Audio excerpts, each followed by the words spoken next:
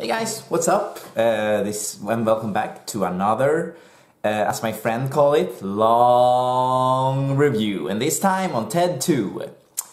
So yeah, I just noticed that I'm accidentally wearing a Simpsons shirt, ironically enough, in this review, and it actually wasn't on purpose. I just thought about that when I just finished editing the movie, that like, what the fuck, I'm wearing a Simpsons shirt. Well, enough about that. So, TED 2, yeah. I just want to give my thoughts on the first TED movie first. You know, I did not love the first TED movie. I thought it was okay. I laughed way more than I laughed when I laughed at this movie, you know. So, yeah, I like the first TED movie, but I don't want it to sound like I'm like saying that TED is the best movie in the world in this long review, you know. So don't take it at that when I'm talking about the first TED movie and comparing it to the second TED movie. So TED 2, as you know, if you watched the short review. I did not like this movie. I mean, I didn't heavily dislike it. You know, like I heavily dislike like Michael Bay's Teenage Mutant Ninja Turtles, and I heavily dislike you know, Prometheus. God, I hate Prometheus. So I didn't see anything wrong with TED 2. Well, of course I saw lots of wrongs in it, but you know, I'm not saying that you're a dumbass if you like it. Well, I'm not saying that you're a dumbass if you like Prometheus or Michael Bay's Teenage Mutant Ninja Turtles either. But you know, this is a movie that I understand why people like it. I won't be like, I won't be misunderstanding. I don't know what I'm saying. All I'm saying is, if you like TED 2, that's cool, that's okay, you know. It's not a bad movie, I just didn't like it. Well, let's go a little more on detail on why I didn't like it, so I just won't sit here and repeat myself. First of all, the comedy. It wasn't nearly as funny as the first TED movie, you know. At least the first TED movie, it felt like Family Guy, but I didn't think that I was watching Family Guy through the entire movie. This movie, I was aware that the writing was of the same sources as Family Guy, you know. By the way, there's going to be a lot of spoilers in this, so if you haven't seen TED 2, go and see it. If you don't want spoilers, of course. But you know how Family Guy always throws in cultural references, like every fucking second there's a cultural reference in Family Guy. And you know, TED 2 just did that over and over and over in this movie. I don't think they didn't do that as much in the first TED movie, that they referenced the entire time. You know, this movie like had references all the time, and a lot of them didn't make sense or just weren't funny. It was just lazy. It was so lazy that there's this one time when they're like on the road and they're going to New York to meet this lawyer who's going to defend Ted in his case, and they come across a marijuana field, and they do this Jurassic Park bit, you know, that Ted, he has like Mark Wahlberg's face and he turns it to the marijuana field, and Ted Wahlberg's like gets up, and it's 100% similar to the Jurassic Park movie. You all Jurassic Park fans know what I'm talking about. Like the scene when Alan Grant first sees the dinosaurs, and he like gets up and he like turns Ellen's head, and they both get up and like sees the dinosaur. Yeah, why did they do that?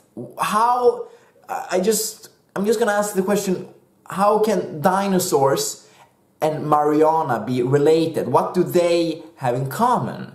You know, that really bothered me, that they did that? What, is it because Jurassic World came out this year? Because we get it, you know, Jurassic World came out this year. You don't have to make a cultural reference just because it was a huge hit and just because it was coming out and everybody was hyped about it this year. You know, I don't see any connection between Mariana and dinosaurs. And like, they have the music there. Do do do do. No, how is it? Like do do do do do do do. I don't remember exactly which music they use for it, but they definitely use music from Jurassic Park. And okay, I know that this is that the music is relevant to the joke, and that's why they have it. But just imagine this: take away the music, and the joke ends with Ted saying, "They move in herds. They do move in herds." Just take away the music, and that sentence makes no sense. Because, you know, plants don't move. Plants stand still. That's the point of plants. They stand still, rooted in the ground. As well as marijuana. I mean, it would have been funnier if he said they grow in herds, not they move in herds, you know. Then I would have got the joke. Then the joke would have been a little more funny. But, you know, then now he says they move in herds. And why does he say that? I get it. It's a Jurassic Park reference. Okay, let's move on. I'm not going to talk about cultural references. I like cultural references in movies. I have nothing against them. I love Easter eggs. Easter eggs is one of my favorite things in the movie. I adore them in Jurassic World. But, you know, don't have cultural references every fucking 20 seconds. It becomes so repetitive, you know? Good God. Okay, so rest of the jokes, you know, I laughed sometimes during this movie. There's this bit when Liam Neeson shows up, and good God, he's so funny. You know, he's at the store where Ted works, and he has like cereals that are marketed for kids in commercials, and he like he asks questions like, "You won't follow me if I buy these cereals, even if I'm a kid," and stuff like that. And it's just so funny. I laughed so much when Liam Neeson came up on screen. And it's not just because he's one of my favorite actors. I just thought that point of the movie was funny as hell. So, but maybe that's just me. I just laughed a lot when that.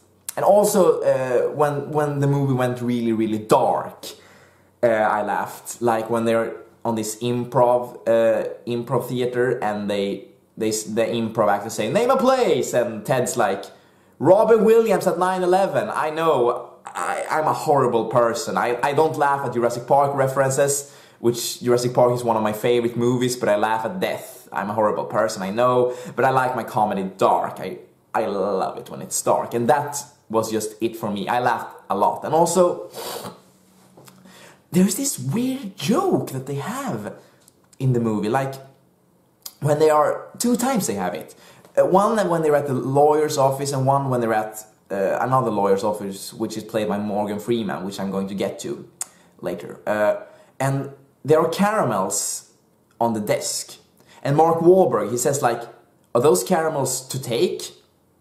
And both times, the lawyer and Morgan Freeman looks at the caramels and like, they're not supposed to be here, and then takes them and put them away. And I thought, the first time the joke came up, I thought, okay, that wasn't the least bit funny, why did they do that? And the second time it happened, I thought, okay, maybe they're building up to something, maybe the caramels in fact are drugs, or maybe they are Viagra or something. But no, they didn't. And I thought, what the fuck? Why? Why did they put that joke in? It wasn't the least bit funny. It didn't make any sense. I mean, I get it. They're trying to be random. But you know what? I think that the mistake that this movie does, and the mistake that Family Guy so often does, is that they are just random. They are not funny in their randomness. They are just random. You know, putting in something in just to be random necessarily doesn't make it funny, you know? Take Monty Python, for instance. Monty Python is random as hell, but they're always relevant in their jokes.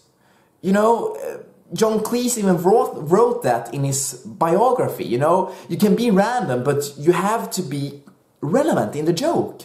And I just didn't think that Ted 2 was relevant in the randomness, and that therefore it just wasn't funny.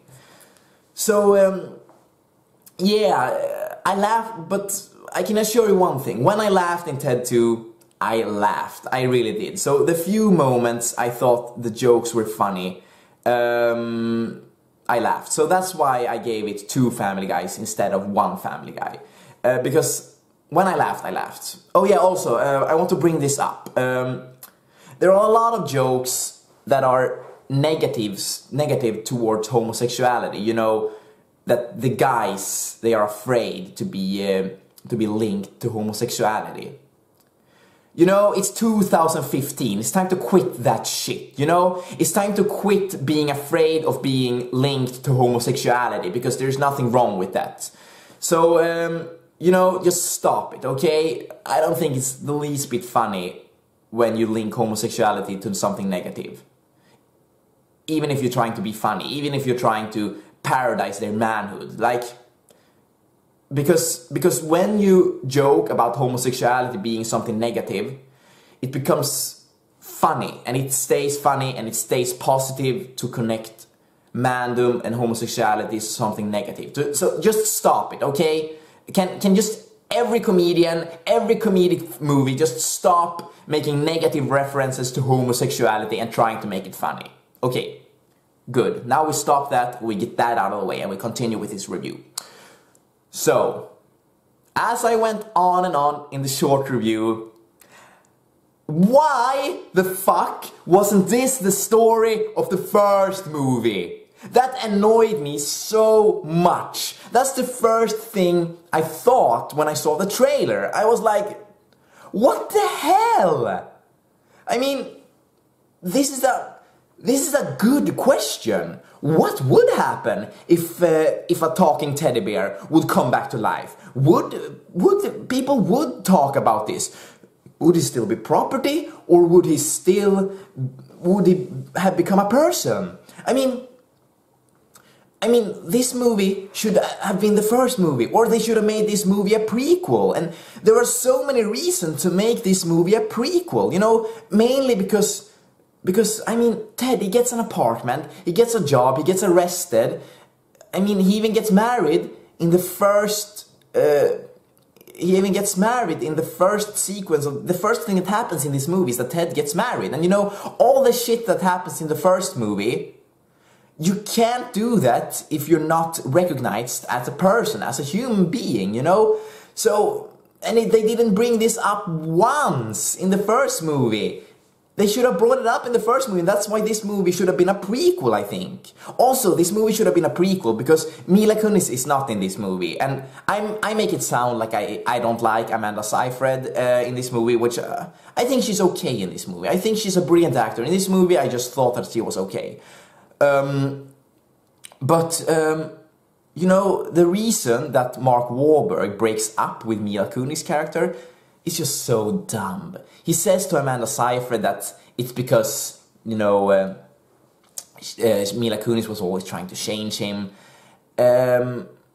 Yeah, I didn't think she was trying to change him in the first movie. I always thought of her as a character that wanted to move the relationship forward.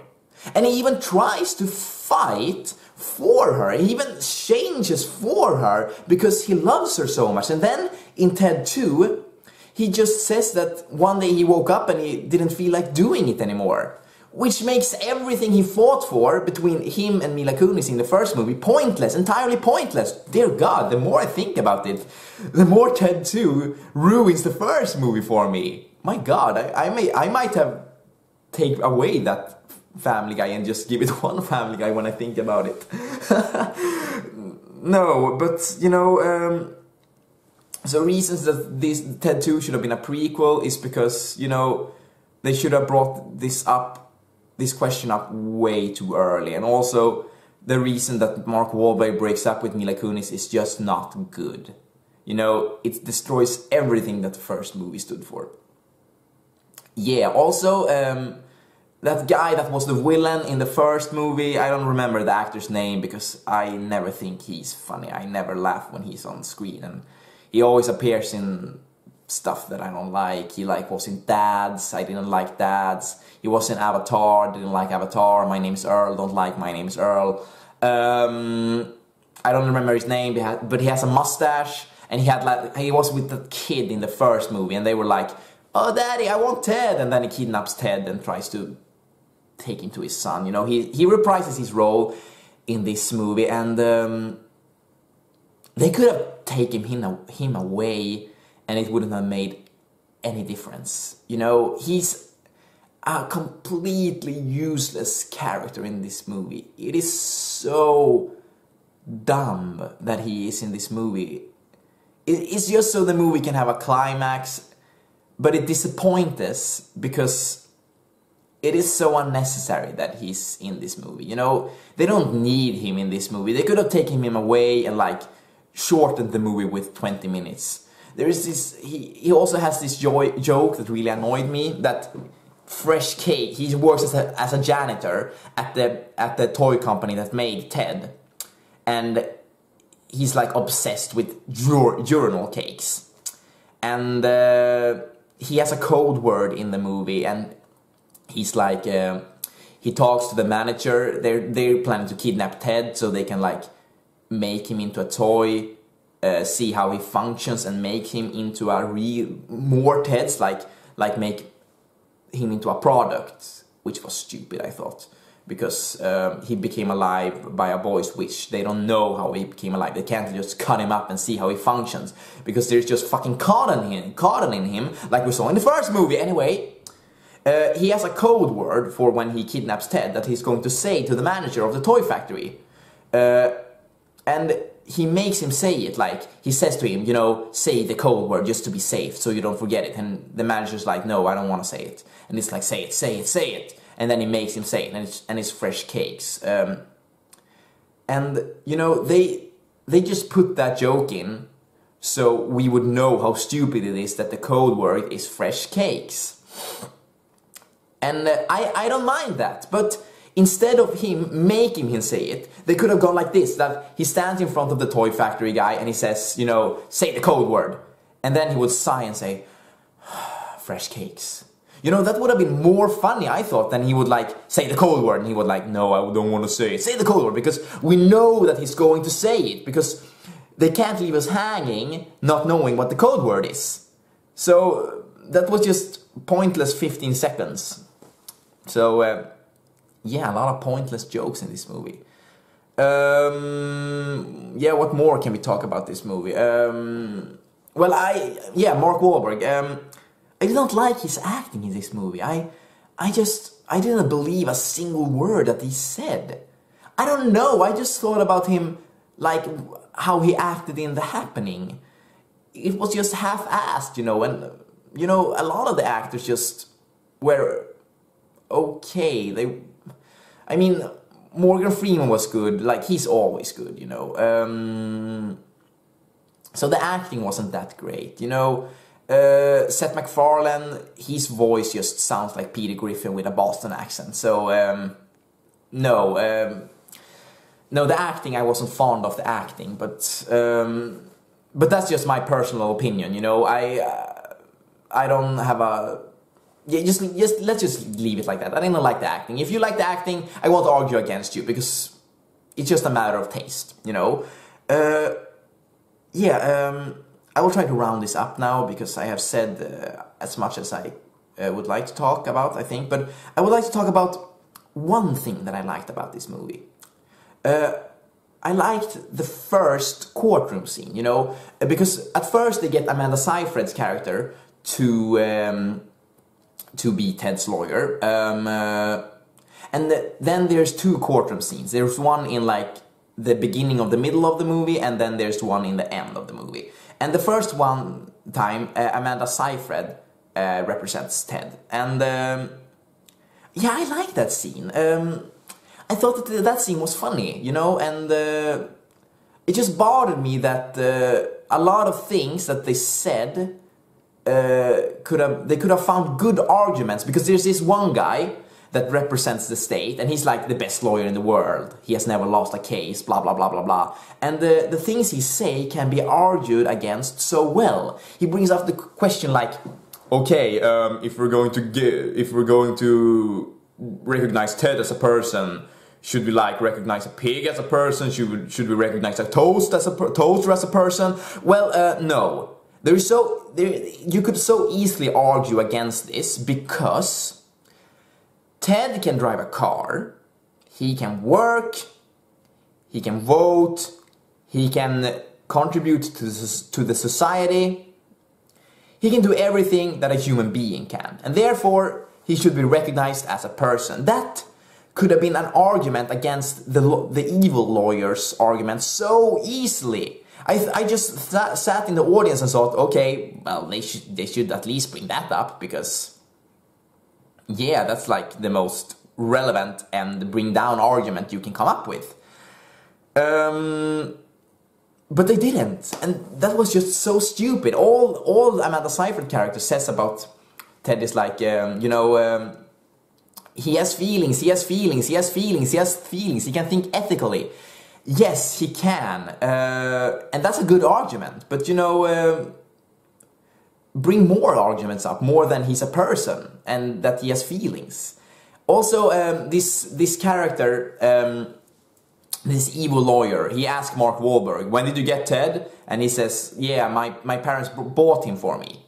And they were like, oh, so he was property to begin with. That can't make him a person. Well, the slaves that were brought from Africa to the United States, they were considered property, but they gained human rights. So why the fuck shouldn't Ted like get human rights? You just spat in the face of history. You just stated that if a living thing is regarded as property, you can't get human rights. You can't be considered a person, And it annoyed me so much that like the judge, he was black, and he didn't like bring this up. He wasn't like, so you're saying that my ancestors that were considered slaves and property couldn't become humans and couldn't become persons?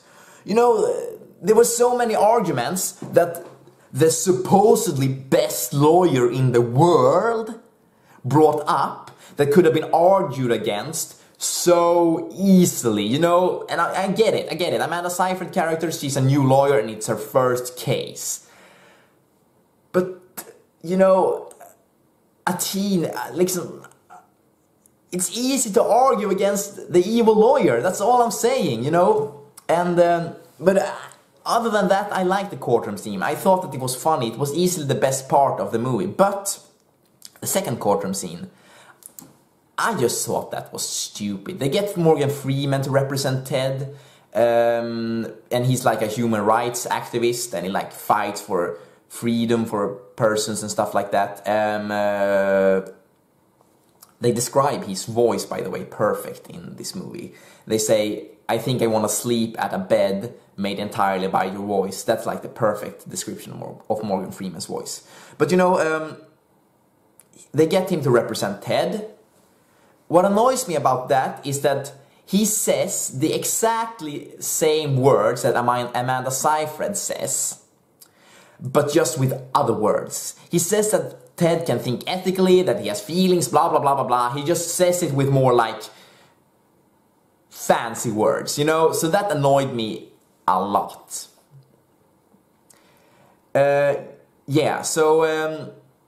Yeah, that was Ted 2. Did not like it. If you like it, that's fine. I did not dislike this movie as much as like I dislike Prometheus or Michael Bay's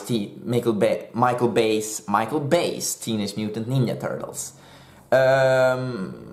I can just say that this movie just wasn't for me, If you liked it, that's great. That's fantastic. Keep on liking it. Don't listen to me. But it would have been fun to know what you thought about my opinion. So if you want, you can drop a comment in the comment section. And if you want to go and see a movie with me in cinema, let me know. I usually live in Gothenburg, Sweden. So if you're in Gothenburg, you can just like say, hey, let's go and see this movie. And then you can sit beside me and we can talk about that movie together. That will be a lot of fun, guys. So take care, and I will see you next week when I will review another movie. So, bye!